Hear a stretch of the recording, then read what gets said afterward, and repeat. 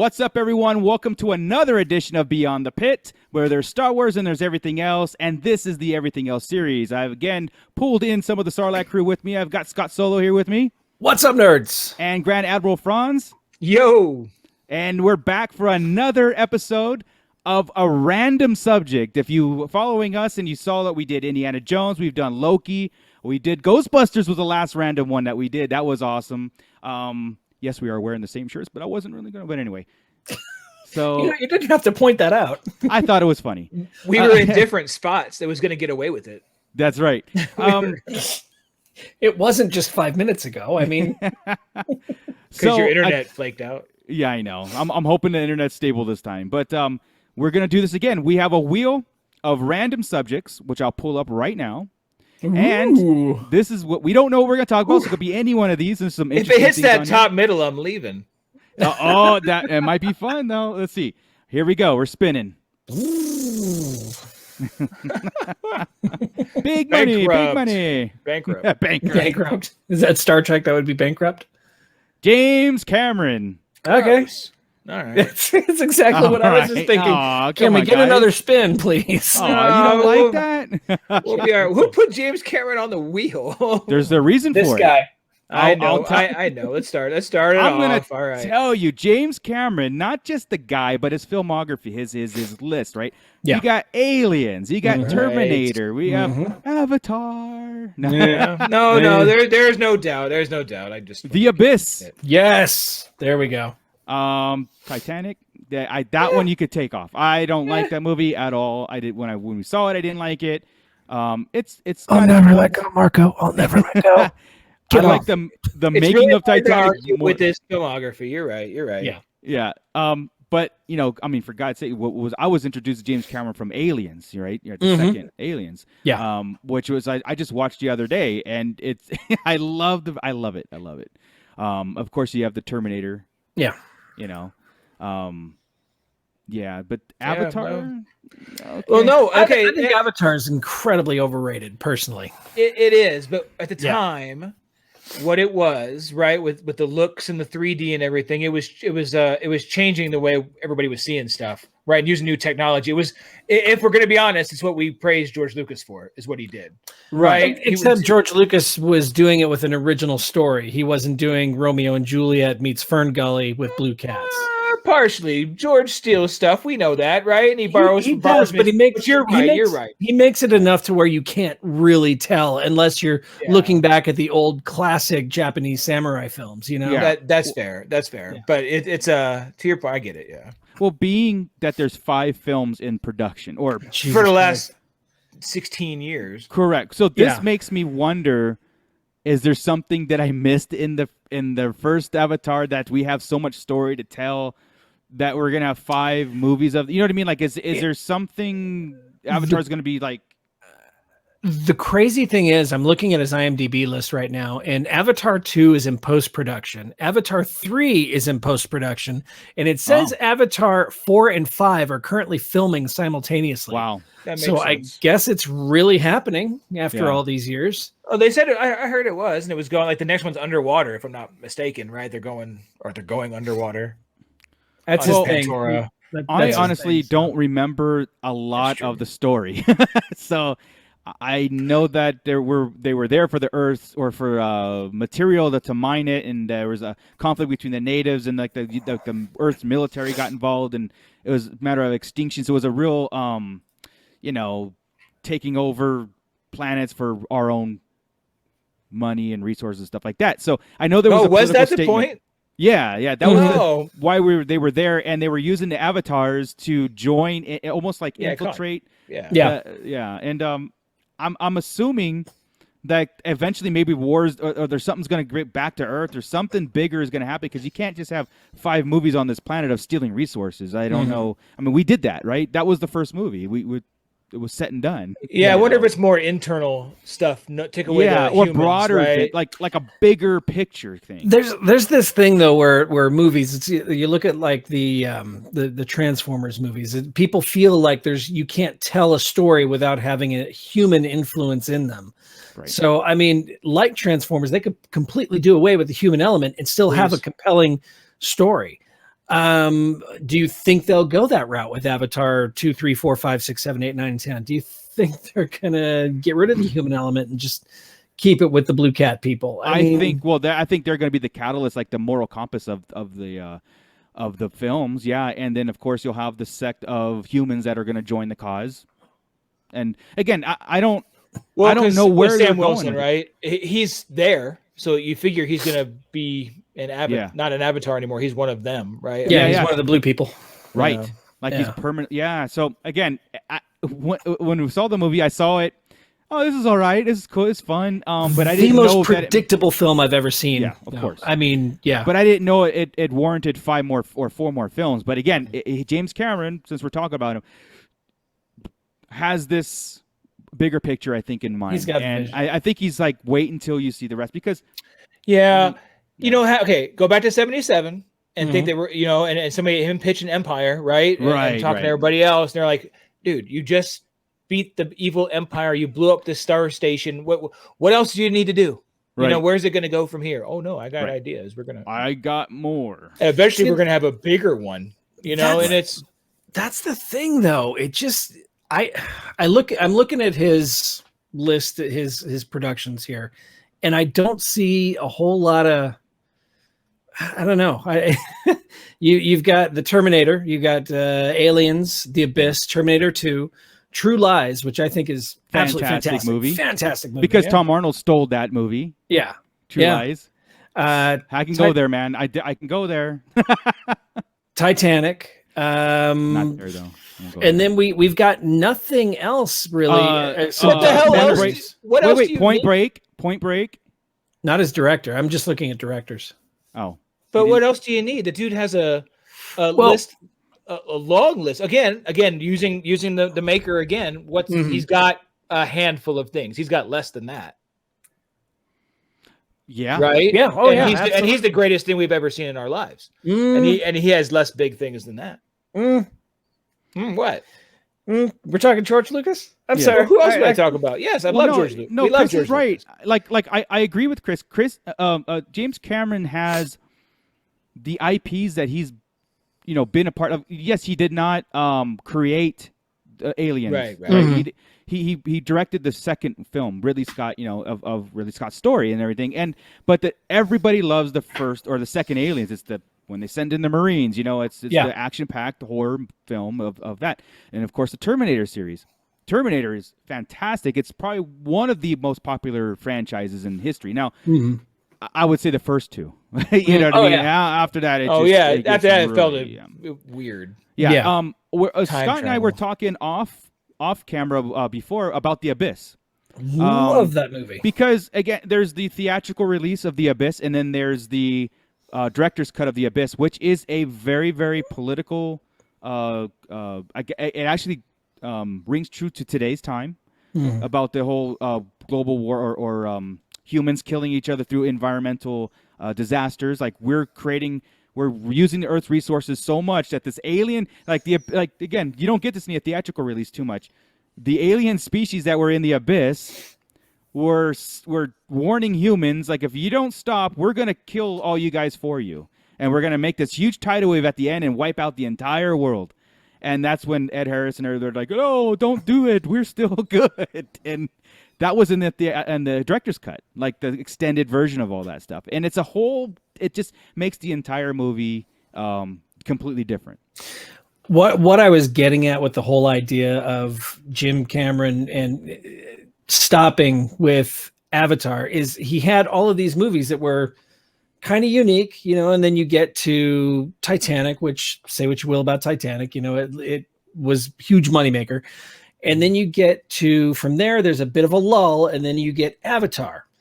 And then everything else just stops. I know why. And it's like he put all of his eggs into this Avatar basket, and he can't, he hasn't moved on from that. He's stuck in the basket. He's just carrying around that same one forever. Yeah. He left the Hollywood scene for a while because he got paid $100 million, first off, for Titanic.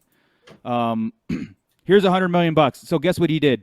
He went and did a bunch of documentaries. He got his deep sea license, diving stuff, and he went out and filmed Titanic, you're trying to bring up artifacts. This is after the movie too. He did so many documentaries on deep sea diving or like that, the submerging the submarines and all that stuff. So he spent like, I think 10 years not doing films and doing like his passion because here's money. He could afford it. Yeah. Neat. Yeah. That's neat, and man. Then, if anybody can do that, they should. That's awesome. Yeah. But I think he's cool. He's definitely got a style to him. I think James Cameron, I think, brings out the best in actors. Now, a lot could be said, for certain movies, no, I would say. But like you look at, again, like True Lies.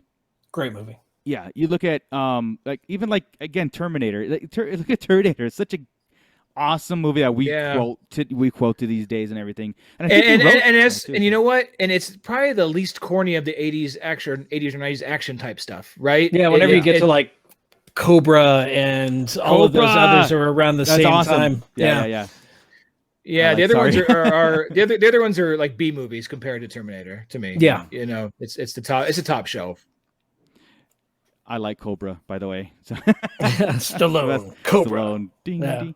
I always have the axes, ding ding. Joey's gonna be very upset that Cobra came up during a show and he was not. I texted him. And he had an open invite. Right? Yeah. This is his Friday. He should be here. Yeah, I mean, again, we get there. You're right though. Thinking about you throw a name like James Cameron, and you expect to be like, oh my God, there's like so much, and then you go, there's not a lot.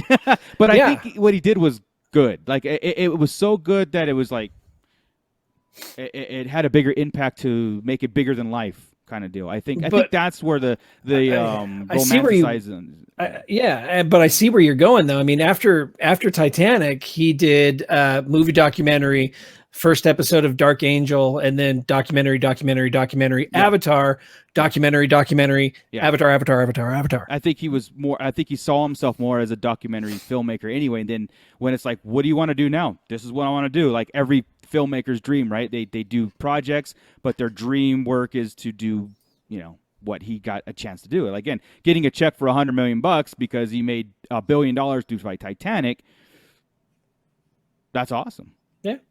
Well, like I said, right? THX, American Graffiti, Star Wars. Right. Nothing Star Wars. Nothing Red Tails. Red Tails, yeah. Right. I missed Willow in there, sorry. But Well, he wrote Willow. He didn't he didn't direct it. Fair enough. That was Ron Howard, wasn't it? Ron Howard, correct. Yeah. But you know what I mean? Like he's involved and then gone. So I just don't want to say that too much because those are he wasn't a lot, but those are massive. Yeah. Massive it's what he did are staples, right? Yeah. Like we know them all. There's no BS in there. There's no fluff in there. It's I mean, I'm sure there is that you didn't mention. I'm sure there's BS crap. He did Piranha 2. Did he really? Yeah, I remember this. That was his 1981. I think that was his debut film, the Spawning, Piranha 2, The Spawning. Oh, man. I don't know if you guys seen the original Piranha, not the remake. No. I will go off.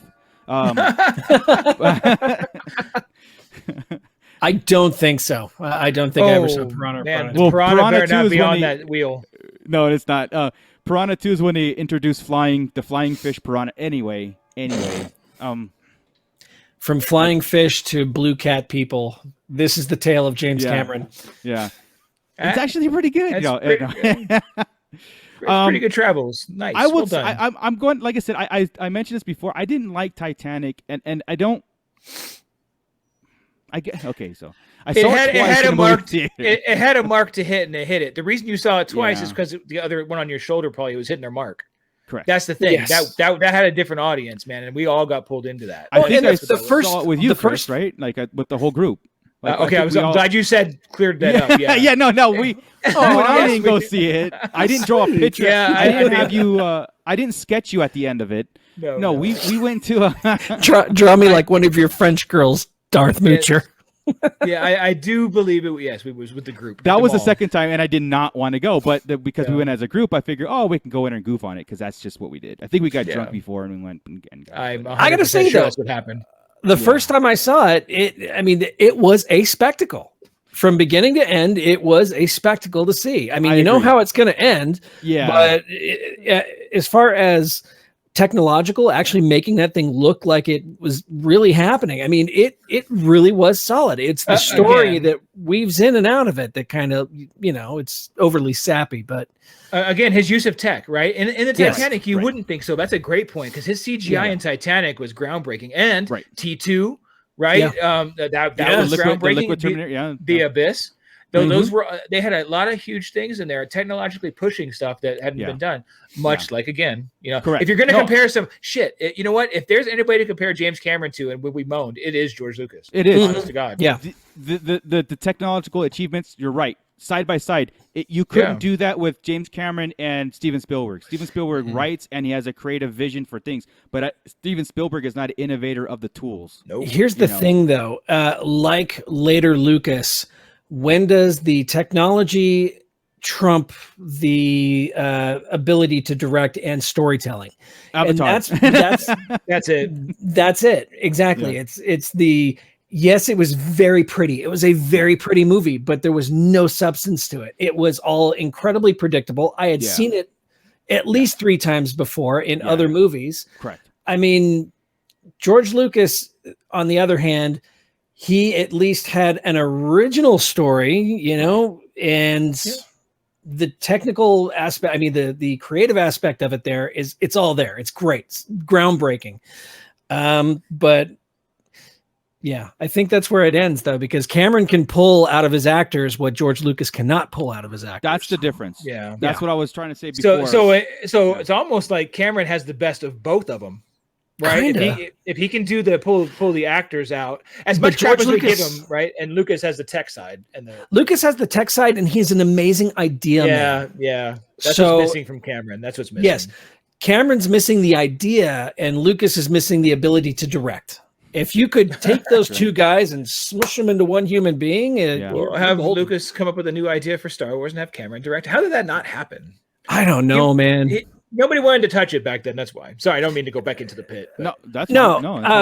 But I also think that George Lucas wanted, especially with the prequels, he wanted full control. Oh yeah, and that's normally whenever you are a director, you've got a producer that can tell you, rein it in a little bit, but Rick McCallum was not that guy. He was a yes man to George Lucas. Yeah.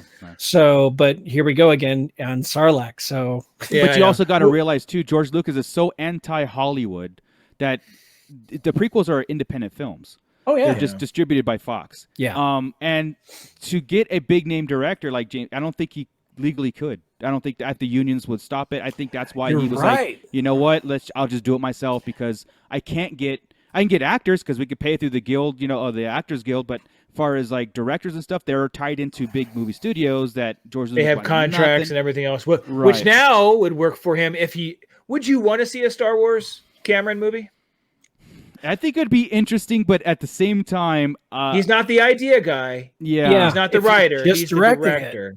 Yeah, I could see that. Yeah, because he's got that look. He can pull it. He can pull the performances. Right. Pantora. Yeah. Right. Is it Pantora or Pandora? Pandora. Okay, Pantora is Star Wars. I was making sure. Okay. Because there's Pantorans that look like Chiss. Right. Anyway. Right. I was thinking, how hard would it be? I mean, if you didn't have Earth people there, it wouldn't have been that hard to flip Pandora into the Star Wars universe. Right. Really. It could have just been an extra planet somewhere. It has the look of the prequels, the kind of colors and things. I mean, it would have been cool. So I could see him vibing and jumping into that. And I wouldn't mind it as a director only. Yeah. I was just thinking. I don't think he's doing anything today, right? Like Cameron, is he doing anything besides Avatar? Let me ask him. Besides let me ask him. Let me call him. Hey Jim, what you doing today? Did he do the new? I went to Starbucks this morning. Otherwise, I'm just. I don't know. He's working on the avatars. He's got another 12 years of avatars. Did you do Dark Fate? Terminator? I'm hoping with 2 through 5. I'm hoping we actually see something. He spent so much time on him. I'm hoping we see something new out of it. That's what I'm thinking. The technology's there. I hope it's an original story. I hope it's. A friend of mine took me to see Avatar. He's like, "You've got to see this movie. It's the most incredible movie I've ever seen." And I'm like, "Okay, really? Cool." So I went with him to see it. I sat there. I watched it, and he's like, "Wasn't that great?" I'm like. Yeah, that was amazing. It was pretty. Yeah, exactly. And that's it. It's pretty. Otherwise, I've seen it. Yeah. As soon as the movie started, I'm like, okay, well, that guy's gonna end up being a permanent blue cat person. He's gonna fall in love. Sigourney Weaver's probably gonna die saving his life. So, I mean, what you just said. I've never heard one person say what a great story it was. Not one. It's always been the look, and when it was selling tickets and everything, it was all about the IMAX and all about going to see this 3D experience. Yeah, it was the experience. Not that nobody knows the characters' names. Does Avatar ever come up in our line talk? Does it ever come up standing line or at a Comic-Con? It doesn't. I don't think I've ever quoted it because I don't even know. No, I don't. I've seen it once. I've seen it probably 3 times, but I don't quote it. I've only seen it once. I don't even know the character's name. Yeah, lost it. It's because I don't care. And they weren't pushing care, and they weren't pushing that then. Maybe they're pushing it now. Maybe now if it's going 5, I'm hoping. Yeah, maybe they kind of have to. Well, like I said, having a commitment of doing look, here's Avatar was this world groundbreaking technological whatever it was, but then to sit there and go, like Scott said, a very, very simple story, but then they go, I've got 4 more of these and it's greenlit. Yeah, how amazing is that? They didn't go one by one just to make sure. Yeah. Or at least hit number 2. They went with that's pretty ballsy to go with the plan and stick with the plan. So either they're trusting in that and his vision of this thing, like see it through. See this 15-year project through or something, whatever it is, But you said something, though. You said it's a simple movie. And you look at some of the greatest films in history are very simple plotted movies, like Raiders of the Lost Ark. Yeah. It's a very simple movie. A New Hope is a simple Hope is a simple movie. Formula. There you go. It's not a simple movie. It's what they do with that, what they do with it and how they tell the story. And it's more of a rehash than a simple movie. It's just something. Yeah. Unless, again, the plans are, this is the setup.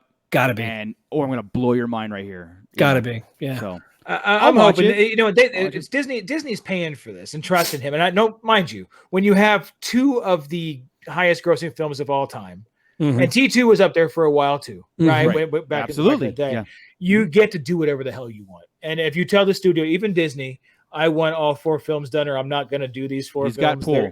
He has some say. Yeah. More so than J.J. Abrams would have, and more so than anybody like that. So, for sure. Cool. Absolutely. That turned into a better talk than I expected when you hit James Cameron on that wheel.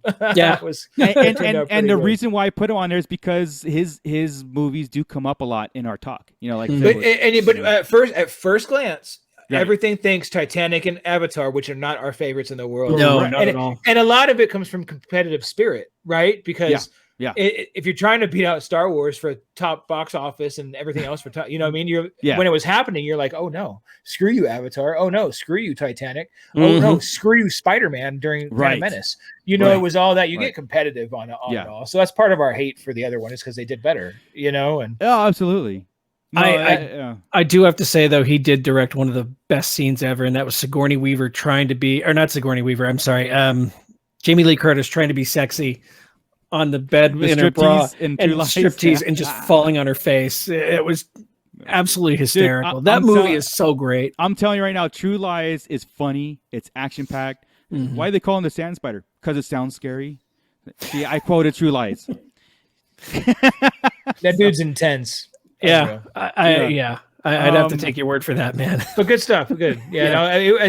Tell you what, I talked myself into respecting James Cameron more today. Well done. Yeah.